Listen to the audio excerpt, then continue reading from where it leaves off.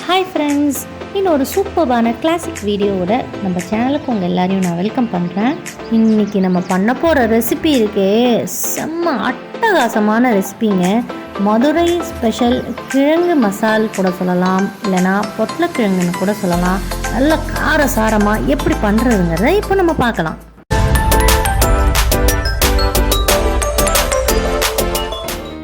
கமான்னு இந்த ரெசிபி பண்ணுறதுக்கு ஒரு கடாயை சூடு பண்ணி வச்சுக்கோங்க.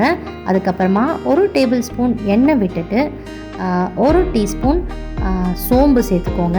அதுக்கப்புறமா 1 டீஸ்பூன் சீரகம், இது ரெண்டுத்தையும் சேர்த்ததுக்கப்புறமா 4லேருந்தே 5 பல் பூண்டு நல்லா பொடியாக இது கூட சேர்த்துக்கோங்க. அதுக்கப்புறம் ஒரு சின்ன பீஸ் இஞ்சி, அதையும் பொடியாக கட் பண்ணி சேர்த்துட்டு நல்லா ஒரு தடவை வதக்கி விட்டுருங்க. வதக்கினதுக்கு அப்புறமா ஒரு 2லேருந்து 3 பச்சை மிளகாய் நல்லா இதையும் பொடியாக கட் பண்ணி சேர்த்துக்கோங்க. உங்களுக்கு காரம் எவ்வளோ வேணுமோ அதுக்கு தகுந்த மாதிரி நீங்கள் சேர்த்துக்கோங்க.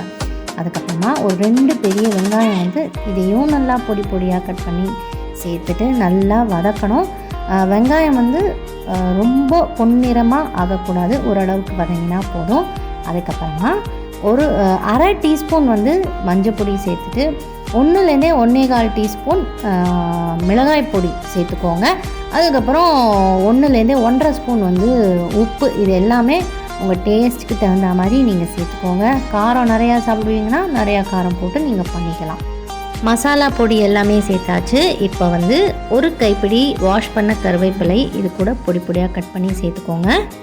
இப்போ தாங்க இந்த ரெசிபியோட மெயின் இன்க்ரீடியண்ட்டே நம்ம சேர்க்க போகிறோம். அது என்னென்னா கடலை மாவு. 1.5லேருந்து 2 டேபிள் ஸ்பூன் இது கூட நீங்கள் சேர்க்கணும். இது பயங்கர ஒரு ஃப்ளேவரும் நல்ல வாசனையும் நம்மளுக்கு கொடுக்கும்.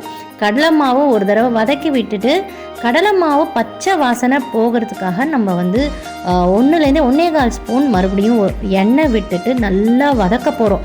அந்த பச்சை ஸ்மெல்லு போகிற அளவுக்கு நம்ம வதக்கி விடணும்.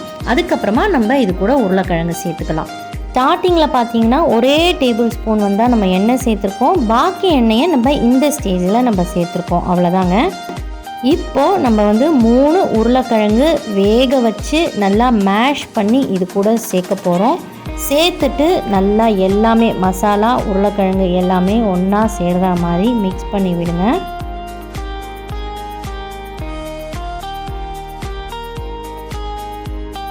மிக்ஸ் பண்ணதுக்கு அப்புறமா பார்த்தீங்கன்னா ஒரு 2 தடவை கொஞ்சோண்டு தண்ணி எடுத்து தெளித்து விட்டுட்டு மறுபடியும் ஒரு தடவை மிக்ஸ் பண்ணி நல்லா கிளறி விட்டுருங்க. அவ்வளோதான். கடைசியாக நம்ம ஒரே ஒரு கைப்பிடி கொத்தமல்லி நல்லா பொடியாக கட் பண்ணி இது கூட நம்ம சேர்க்க போகிறோம். சேர்த்துட்டு ஒரு கிளறி விட்டுட்டிங்கன்னா நம்மளோட காரசாரமான பயங்கர டேஸ்டான கிழங்கு மசால் ரெடி ஆயாச்சு. மதுரையில் பார்த்தீங்கன்னா ரோட் சைட் ஷாப்பில் எந்த கடையில் நீங்கள் பொட்டல சாப்பாடு வாங்கினீங்க அப்படின்னா கண்டிப்பாக இந்த கிழங்கு மசால் உங்களுக்கு சைட் டிஷ்ஷாக சர்வ் பண்ணுவாங்க. அதுவும் இல்லாமல் நீங்கள் தயிர் சாதம் வாங்குறீங்கன்னா கண்டிப்பாக இந்த சைட் டிஷ் தராமல் அவங்க இருக்கவே மாட்டாங்க. சப்பாத்தி பூரி இதுக்கு கூட நீங்கள் இந்த டிஷ்ஷை தொட்டு சாப்பிட்லாம், சூப்பராக இருக்கும். நீங்களும் ட்ரை பண்ணி பாருங்கள், எப்படி இருக்குன்னு எனக்கு கமெண்ட் பண்ணுங்கள். அடுத்து ஒரு கிளாசிக்கான வீடியோவோட உங்கள் எல்லாரையும் நான் சந்திக்கிறேன். அது வரைக்கும் பாய்.